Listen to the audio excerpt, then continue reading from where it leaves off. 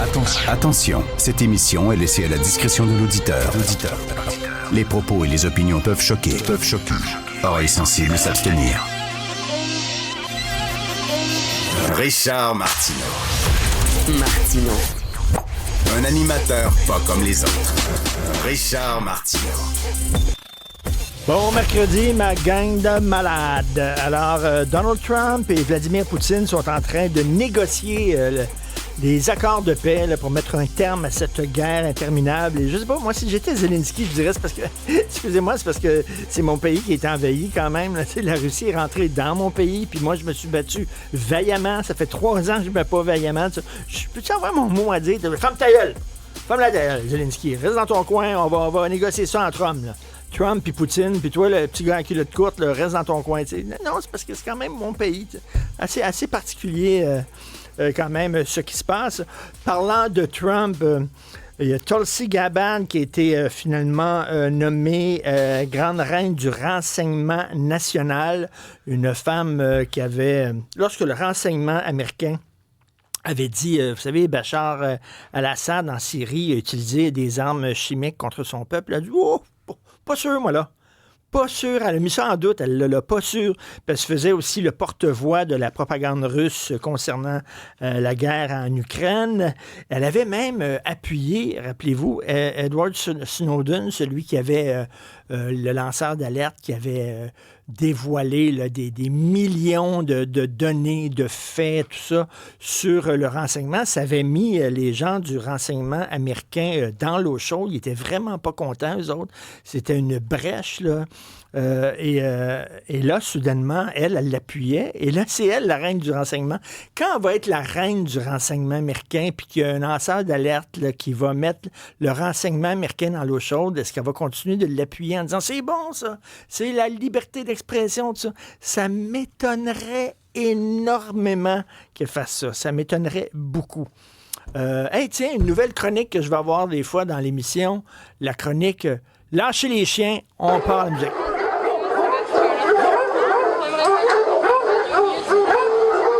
Parce que je vous l'ai dit régulièrement, la meute, là, je parle pas de la petite gang là, de nationalistes identitaires là, qui sont deux pelés et un tondu, là, mais la meute, là, la gang là, qui lance ses chiens contre quelqu'un qui a dit quelque chose qu'il n'aurait pas dû dire ou qui a fait une mauvaise blague. Et là, on part la meute, puis on saute sans jugulaire, là, puis on boit son sang jusqu'à temps que cette personne-là perde sa carrière et tous ses contrats. Alors, parce que régulièrement, ça c'est aux 2 jours, aux 3 jours, là, soudainement, on lâche les chiens. C'était Louis Lacroix, bien sûr, du 98.5. Il a vu un chanteur de gangster rap, qui chantait « You fuck you, you fucking bitch, you nigga ». Il a dit « Hey, on dirait vraiment c'est un gars de gang de rue. » Pouf, s'est fait ramasser. Parce que supposément que c'était raciste, parce que ce chanteur-là, ça donne être noir. Est-ce que c'est vraiment la couleur de la peau du chanteur qui visait, ou plutôt son style de musique, son personnage, son attitude? Je pense que si ça avait été un blanc qui avait dit exactement la même chose, peut-être qu'il aurait dit c'est un gang de rue ou c'est une gang de motards, ou en tout cas, bref. Alors, on est tombé sur lui, et là, les chiens ont été lancés sur Jérémy Noah Thériault, qui est un influenceur chrétien. Il était de passage au balado de RAD et il a dit « Dieu est contre les homosexuels et l'homosexualité est un péché ». Bien sûr que je suis contre ça. Je trouve ça complètement débile. Mais là, on dit « Ah, pourquoi lui avoir donné la parole? Est-ce qu'il a le droit de dire ça? » J'aimerais seulement rappeler, les gens qui critiquent ce gars-là, Jérémy Noah Thériault, qui dit que sa religion est contre les gays, vous êtes où quand ce sont des musulmans qui disent ça? Vous êtes où quand ce sont des imams qui disent ça? Hein? Puis des imams qui sont invités dans des mosquées, puis qui sont invités au Rialto là, pour donner des conférences là, où ils disent là, aussi que l'homosexualité, c'est contre Allah et c'est contre Dieu. On vous entend pas. C'est drôle, hein? Vous êtes vachement silencieux quand ce sont d'autres religions qui disent ça, mais quand c'est un chrétien, lâchez les chiens. Ah ouais, Jean-Philippe, on lâche les chiens. Boum! Contre lui, parce que là, soudainement... Ah ouais! Là, soudainement, c'est une religion de blanc. Eh ben... Voilà. C'est bizarre, hein, quand Adil Sharkawi a dit devant les caméras et des centaines de personnes, tous les ennemis de Gaza devraient être tués un à un.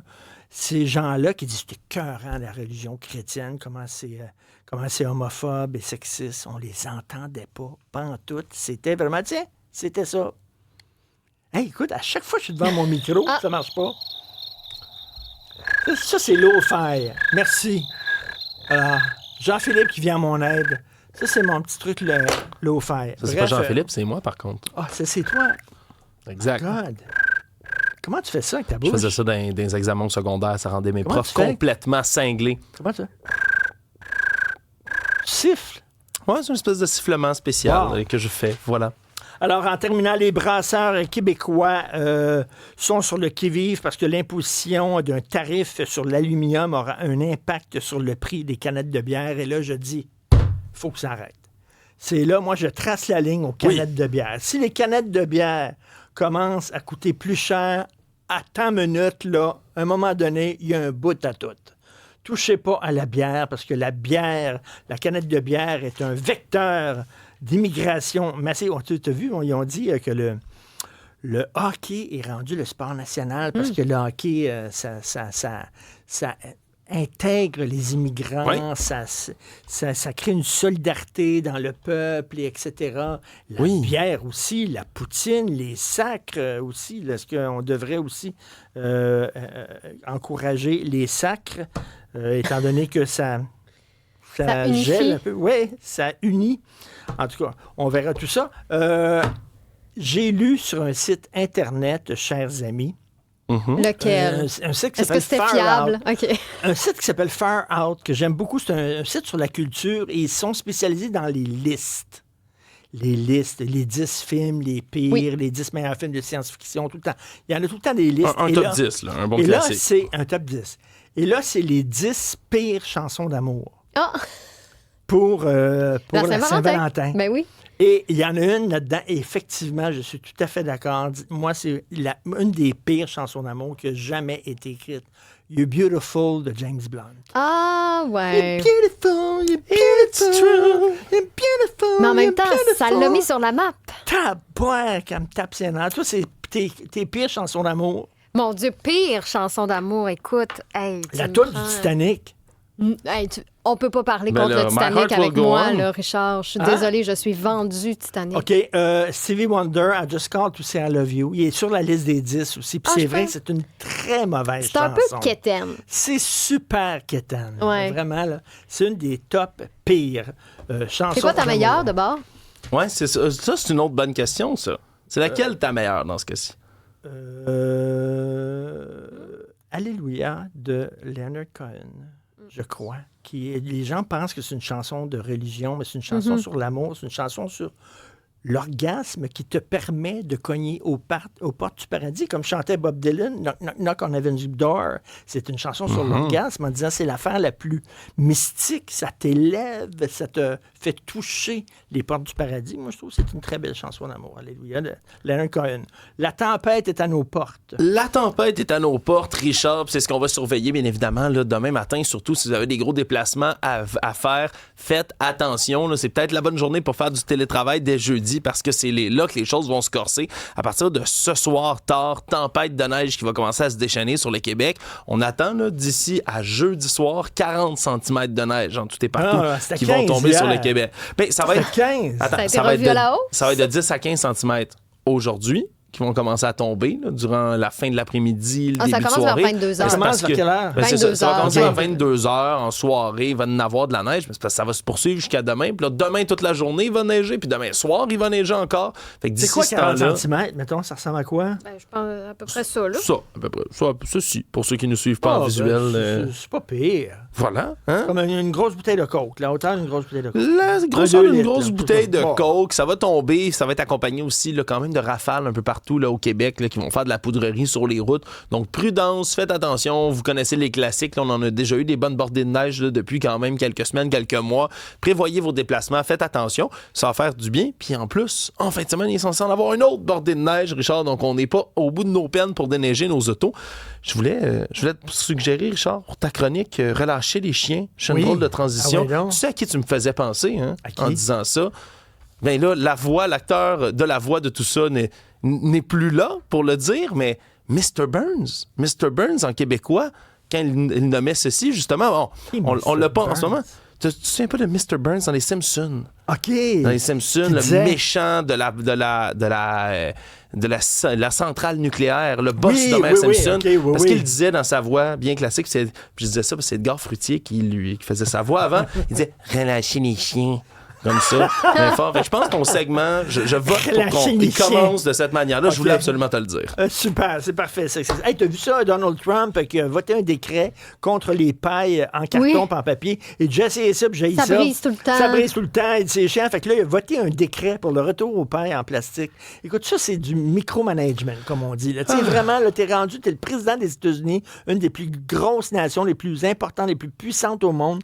Et là, toi, tu t'assois et tu dis, tiens, c'est fini, les petites pailles en carton pas en papier. Ah oui, surtout qu'on les avait enlevés parce que c'est un des plus grands fléaux plastiques qu'on peut mettre dans les océans. Il a dit c'est faux que les requins s'étouffent avec ça, puis tout ça. Là, c'est pas vrai. Un requin, ça mange des pailles en plastique. Puis il n'y a aucun maudit problème de mettre ça dans l'eau. Tu comprends-tu? Le problème, c'est que ça va avoir des répercussions réelles sur l'ensemble de l'écosystème. On avait besoin de ça, de plus de plastique. C'est bon, ça. Pourquoi pas? Ouais. C'est une excellente décision. C'est des drôles de positions, disons-le. Quand même, si je fais une parenthèse, là, Donald Trump, il montre, parce qu'il marche, ça fonctionne son affaire, dans le mauvais sens peut-être, on peut dire dans le mauvais sens, mais tu sais, reste que il fait bouger les choses. Il fait bouger les choses dans le mauvais sens, à mon avis.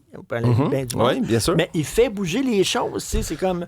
On n'est pas habitué de ça. Les politiciens, Christy, des fois, il y a des problèmes, puis ça bouge pas en disant « Moi, c'est compliqué, puis etc. Puis là, c'est difficile, puis toute l'affaire. » Lui, il regarde et dit « Regarde, on va aller par là, puis ils vont par là. » Malheureusement, si on par là, c'est dans la mauvaise direction. Mais reste que quand un politicien décide de mettre son poing sur la table, puis de dire « On va bouger, on va avancer », bien, Christy, ça bouge. Si tu permets, Richard, c'est pas pour rien que Donald Trump, depuis déjà le début de son premier mandat, avant, après, admirait des leaders de pays autoritaires, autocratiques, voire dictatoriales, comme Vladimir Poutine, comme Xi Jinping en Chine, c'est comme, évidemment, Kim Jong-un en Corée du Nord. Il trouve que c'est des gens que c'est fantastique. Puis pourquoi? Ben, c'est parce que c'est ça, avoir un leader autoritaire. La démocratie, ça a bien des qualités, mais les défauts, c'est que c'est lent, c'est complexe, ça prend du temps, ça prend des discussions, ça prend des votes, ça prend un consensus pour avancer. Quand t'es quelqu'un qui prend des décisions autoritaires puis il n'y a personne pour te mettre des bâtons dans les roues, ben c'est sûr, ça va très vite, mais tu casses les pots d'un bord puis de l'autre, puis est-ce que... Tu sais, des fois, effectivement, mais tu sais, des fois, dans une démocratie, c'est comme, tu sais, dans notre système, on va faire un rapport, puis après ça, il va y avoir une étude, puis après ça, il va y avoir une commission, puis après ça, on va discuter, puis après ça... Là, tu dis, taboire, là, pouvez-vous agir, Christy, là? Dans un sens comme dans l'autre, il y a des bons et du mauvais. Alors, Stéphanie, 12 février, acheter un billet québécois. Oui. Il y a quelque chose de triste un peu de dire, mais ça nous prend une journée pour encourager les gens à consommer de la culture québécoise. Oui, bien, tu sais, ça revient un peu avec le discours que tu nous répètes des fois comme on n'est pas si fiers que ça de notre culture.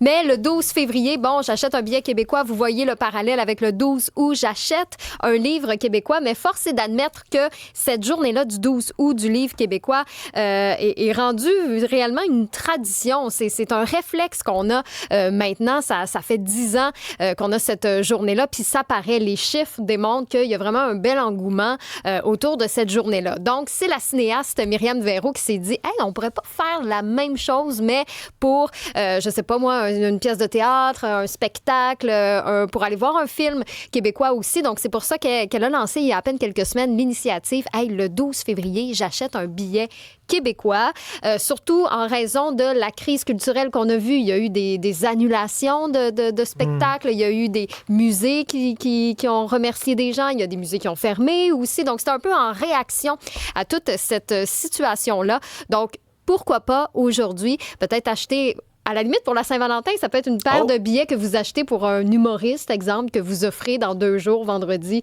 à la Saint-Valentin, à votre partenaire. Au mois d'avril, on va là. T'sais. En même temps, si les gens achètent des billets pour des spectacles hyper populaires, tu sais, là, avec aller voir des monologuistes ou des humoristes qui sont déjà très riches, qui fonctionnent très bien, qui remplissent plein de salles, il me semble que ça devrait acheter un billet de spectacle pour quelque chose d'un peu plus underground. Oh, de la musique émergente. La musique émergente. Non, mais c'est vrai. Ouais. Parce que, tu sais, quand il y a des gens qui n'ont pas besoin de... Mais là, ils vont dire, OK, tu crois que c'est bon. bon. Répertoire un peu plus. C'est ça. On va acheter un billet pour Louis-José Hood, mettons, mais y a-tu besoin de... Peut-être la journée il y a déjà beaucoup de billets. Là, faire une découverte québécoise, peut-être. Hein? Justement, Essayer pas obligé de d'être sortir, la musique émergente, comme tu dis, mais...